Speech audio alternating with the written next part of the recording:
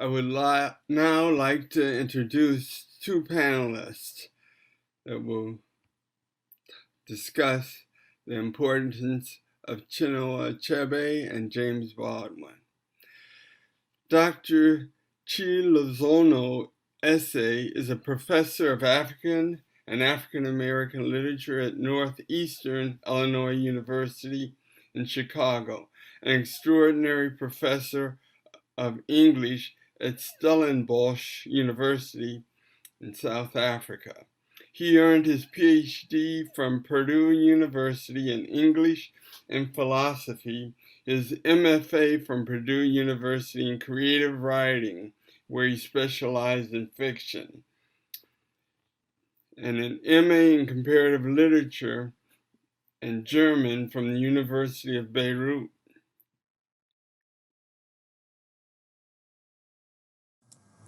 Thank you very much for inviting me to be part of this commemoration of the historic meeting of James Baldwin and Chinua Achebe at the University of Florida in 1980. My reflections are based on the moral assumptions of global Black solidarity. That is why I've titled my short paper, Global Black Solidarity in the Age of Black Lives Matter. So what do we mean when we talk about global blackness and the solidarity that underwrites it? Baldwin provided a clue to an answer in his discussion with Achebe in April of 1980. I will expatiate on this clue by drawing examples from two of his texts, his essay, Princes and Powers, and his book, The Fire Next Time.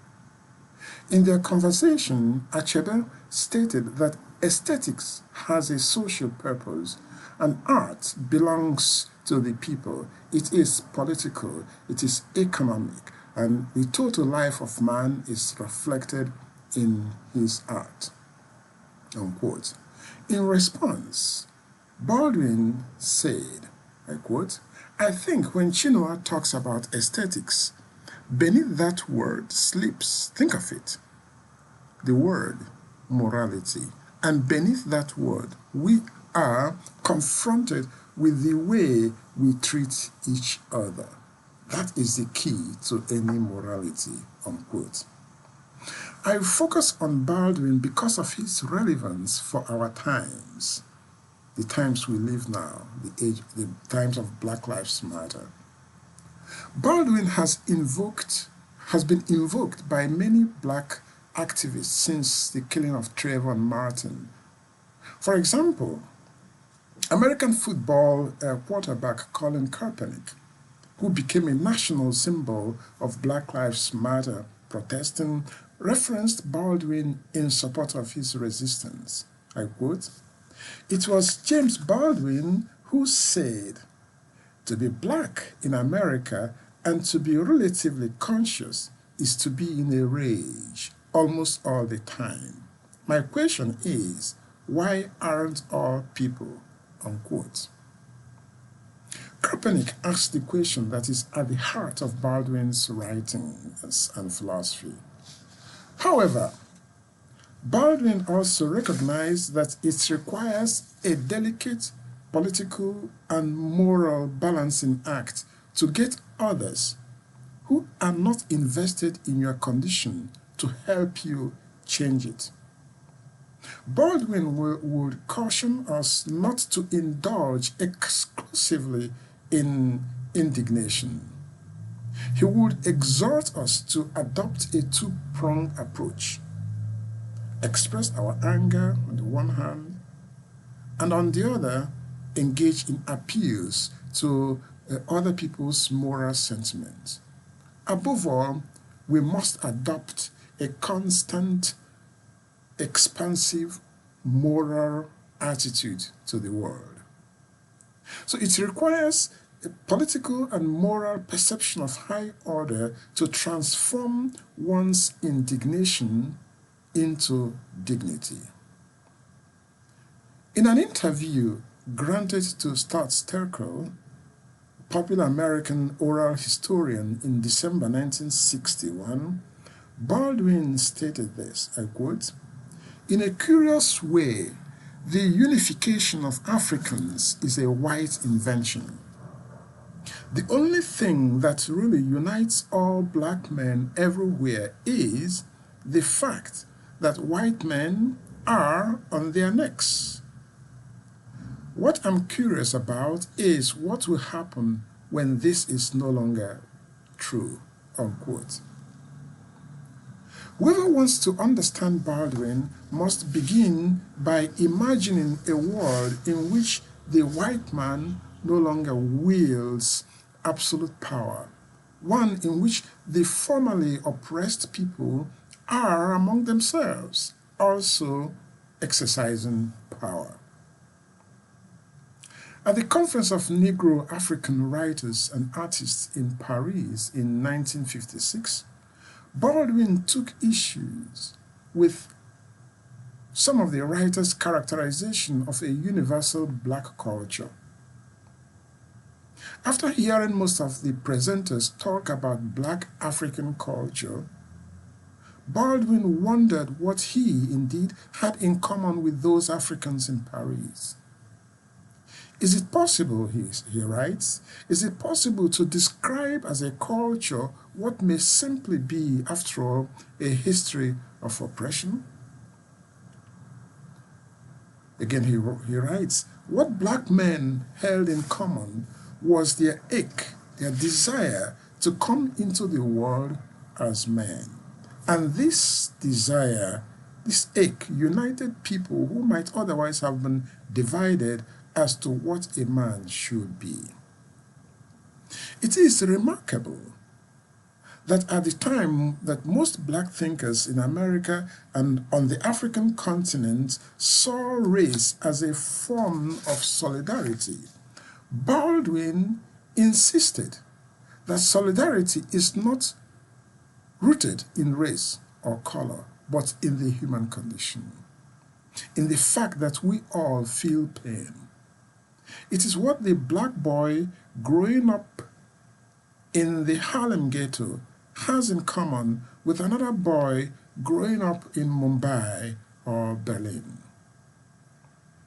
Baldwin is, of course, not against black people coming together to celebrate themselves or to articulate some form of solidarity. His concern is with the identity and the moral assumptions that coming together assumes.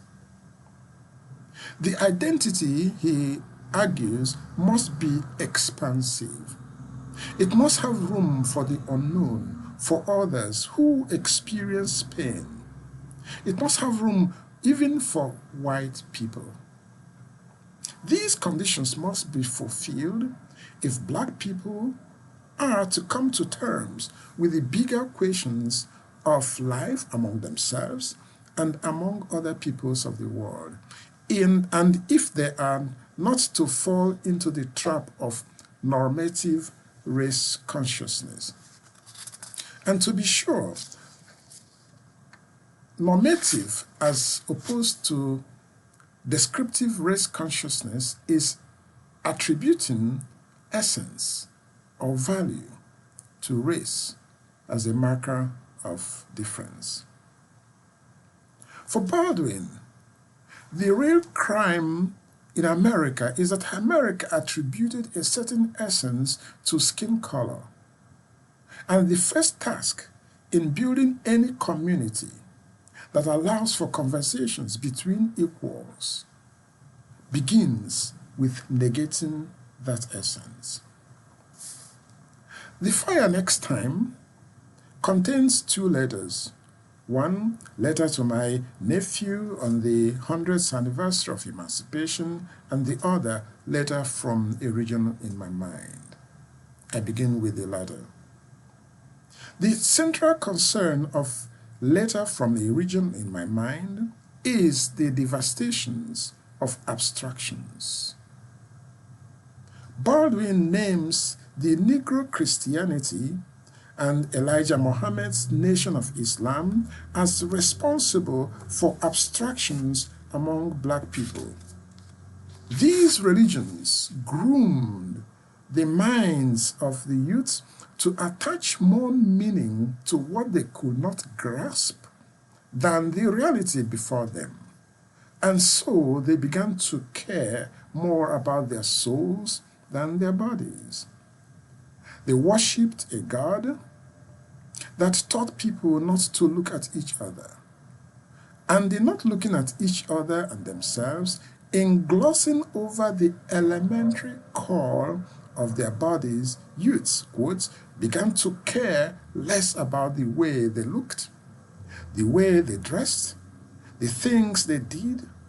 Presently, one found them twos and threes and fours in a hallway, sharing a jug of wine, a bottle of whiskey, talking, cursing, fighting, sometimes weeping, lost and unable to say what it was that oppressed them, except that they knew it was the man, the white man, unquote. The youths lost love for themselves and their bodies became strangers to themselves. Conversely, the white man is not a real person for them. It's not a real person one can meet on the streets and engage with in the political arena, but rather an abstract category that becomes menacingly present to them in the same way that a vengeful God is present in the minds of the believers. We have now two categories that the black youths considered beyond their reach, according to Baldwin: their bodies and the white man. Yet in their religious, abstract world, they believe that the otherworldly power will not only take care of their worries, but also, and more importantly, be a force of retribution against the white man. The consequence for these youths is a debilitating feeling of powerlessness and nihilism, which is a weak political attitude. But ironically, as James Baldwin argues, white people do not love themselves either. They love their illusions of race, the illusion of whiteness and of superiority. James Baldwin will say that white people are not white. They just love the idea that they are so. So in effect, they do not relate to themselves as humans, but as abstracted beings.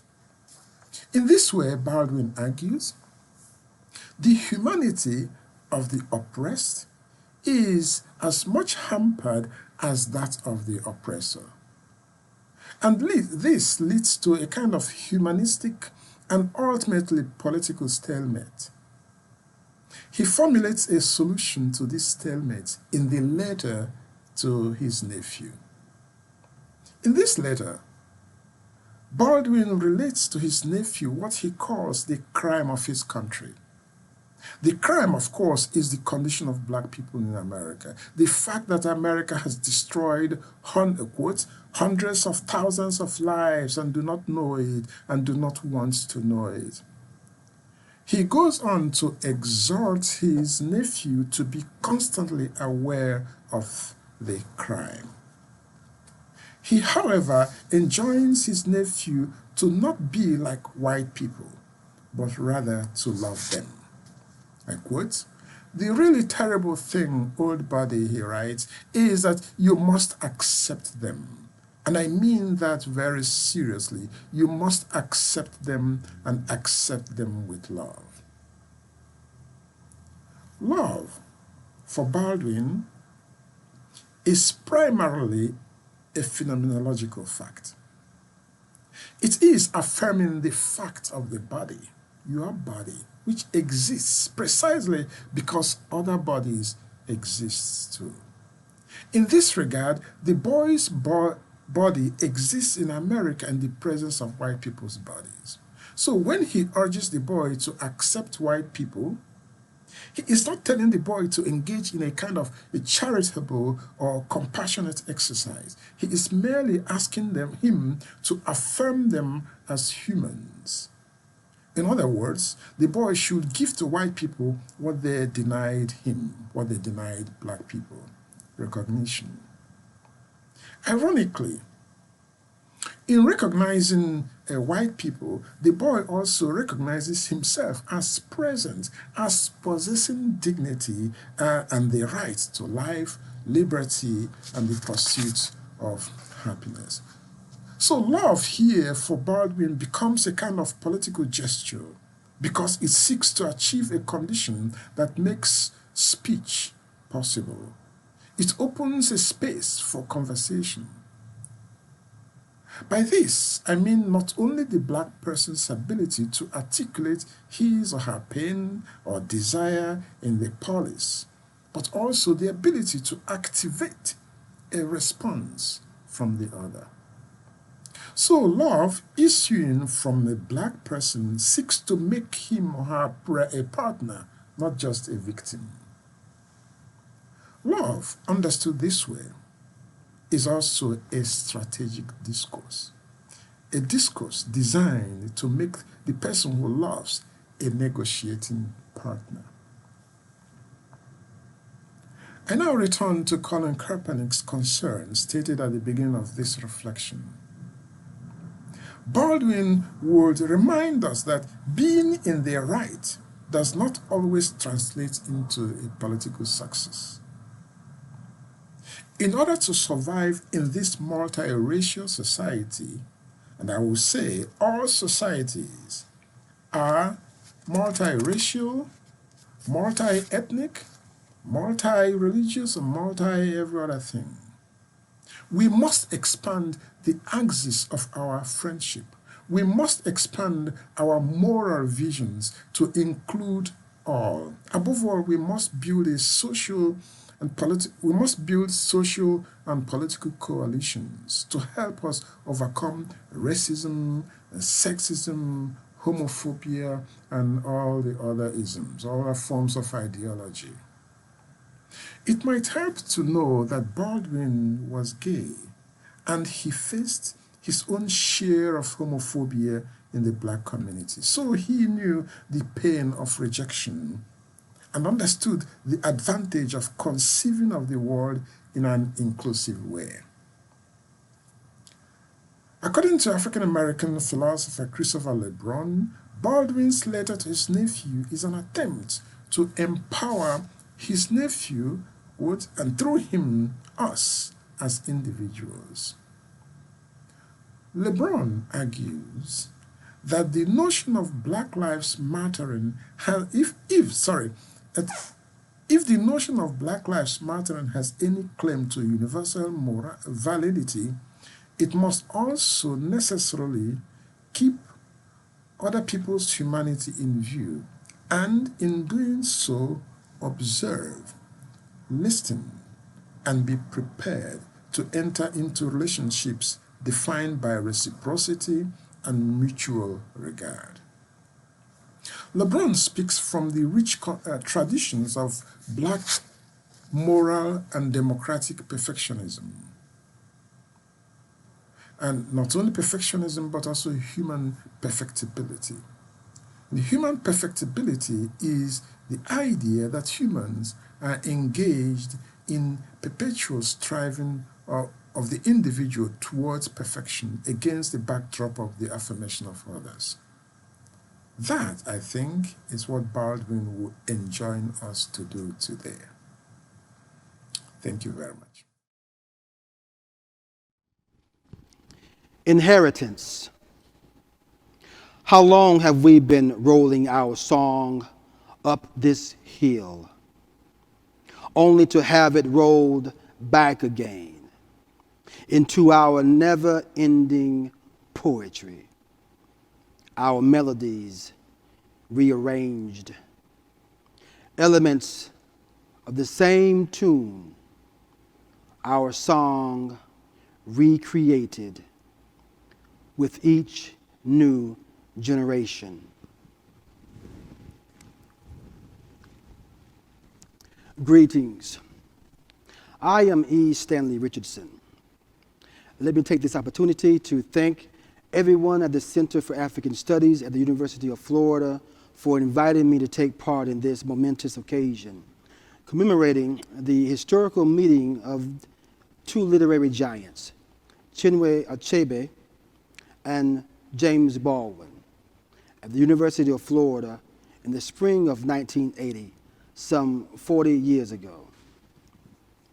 At the time, I was a senior in high school, preparing for my high school graduation. But in the fall of the same year, I would be a wide-eyed, bewildered freshman, getting lost and finding my way on the same University of Florida campus. What are the literary stakes of Achebe and Baldwin's meeting in 1980 and its significance today in the year 2020 in the midst of pandemic and protest? Both Baldwin and Achebe discussed the Black aesthetic, the nature of art, and the role of the artist. In one exchange, Achebe discusses the role of literature. Achebe says, and I quote, "What is literature about? Literature is about people. It is the work of people about themselves, people who are attempting to create themselves anew," end quote. What does Achebe mean by creating themselves anew? He goes on to say, "It stands to reason that Black Americans, which is really Africa in diaspora, would have the same fundamental concerns as Africans. We are both engaged in the process of creating ourselves again after we have been shaped by others. The time has come to be ourselves again. We are in the same enterprise," end quote. After which, Baldwin gives response, praises Achebe on his signature work, Things Fall Apart, and continues on to expound upon those Western forces that have conspired to shape Black Americans and keep them ignorant of their past. And how we must engage in an endeavor of excavation of a buried and denied history. Baldwin further denounces this Western conspiracy of white supremacy, and at the end of this part of his conversation, Baldwin states emphatically that white supremacy has had its day.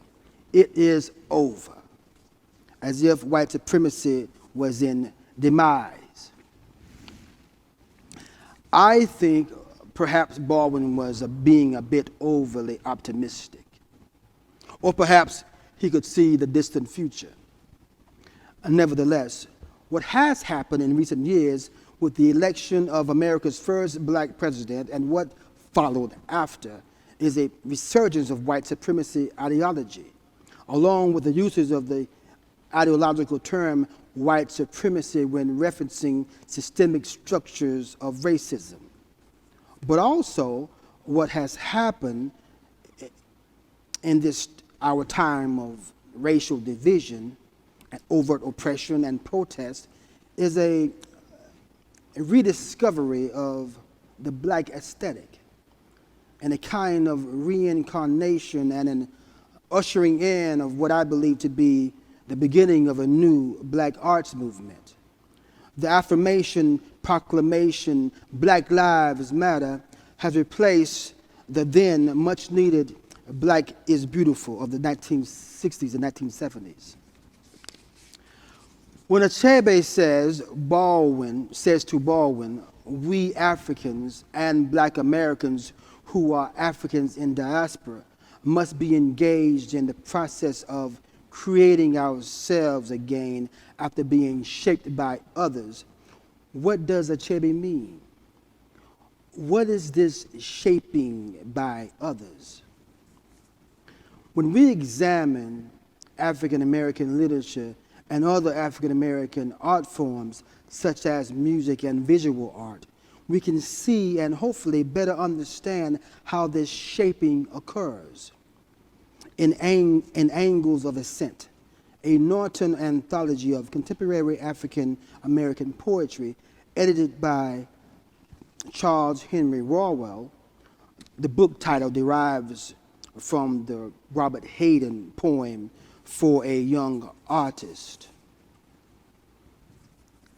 He strains, an awkward patsy, sweating strains, leaping, falling, then silken, rustling in the air, the angle of ascent achieved.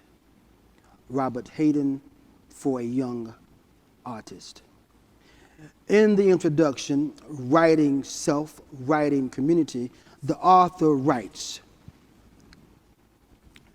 what slave masters and their descendants in America into the 20th century successfully achieved and maintained physically and psychological hegemony over black Americans in order to control, exploit, and dominate black people as a group.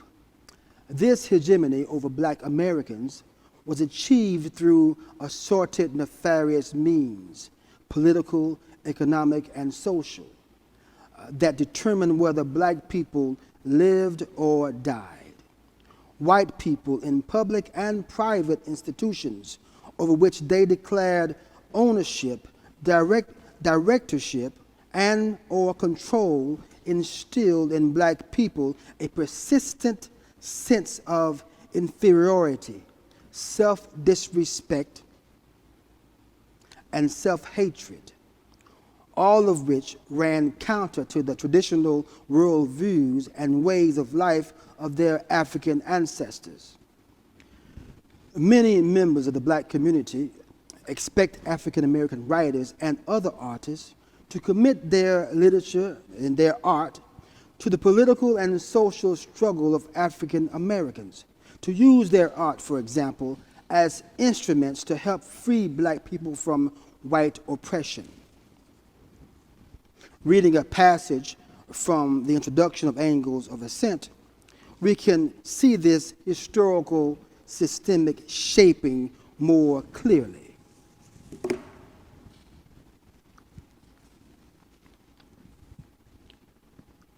White publishers and white readers, on the other hand, expected African American writers to create texts they desired, an expectation which varied with the times.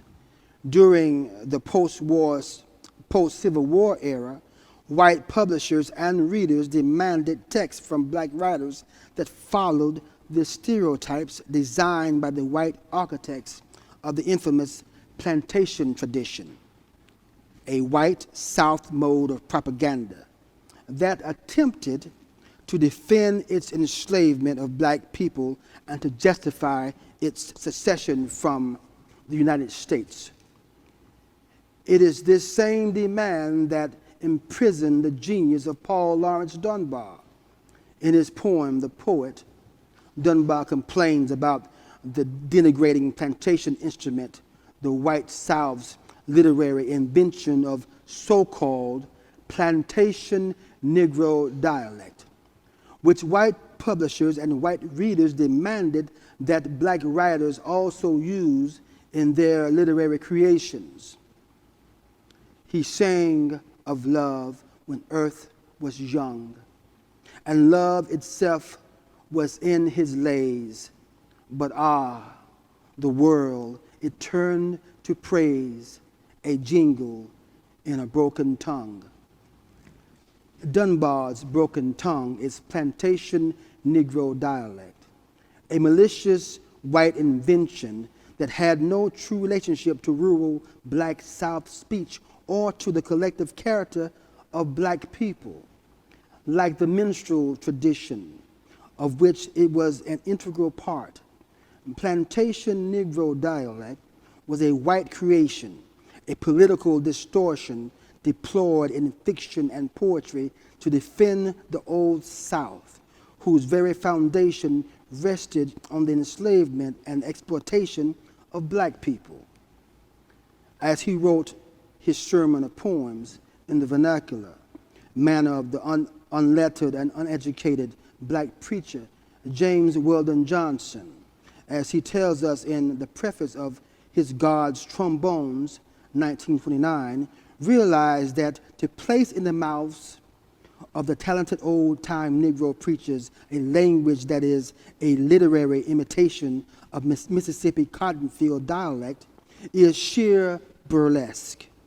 As a result, Johnson did not, in God's Trombones, use plantation Negro dialect, which he viewed as a quite limited instrument indeed. It is an instrument which, with but two complete stops, pathos and humor. This limitation is not due to any defects of the dialect as dialect, but to mold of convention in which Negro dialect in the United States has been set to the fixing, there's the word again, fixing effects of its long association with the Negro only as happy-go-lucky or forlorn figure.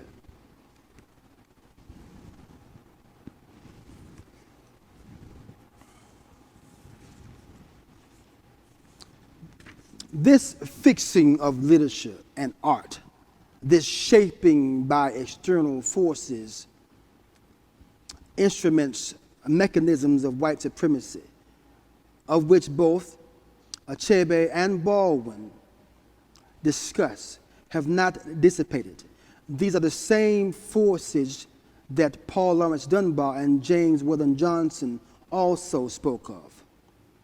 And they are still at play today. I think now more than ever. At any rate, I think certainly more than when these two literary icons met 40 years ago.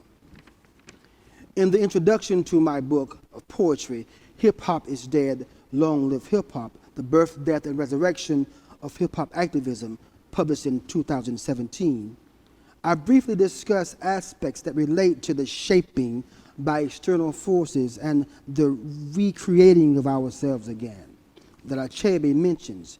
You can hear hints of it in the prologue poem.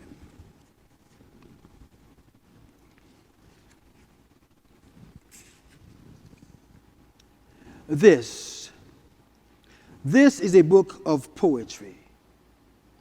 This is a book of poetry. This is a book of poetry and poetic prose, born from the womb of those ancestors' song. Africa's rhythm.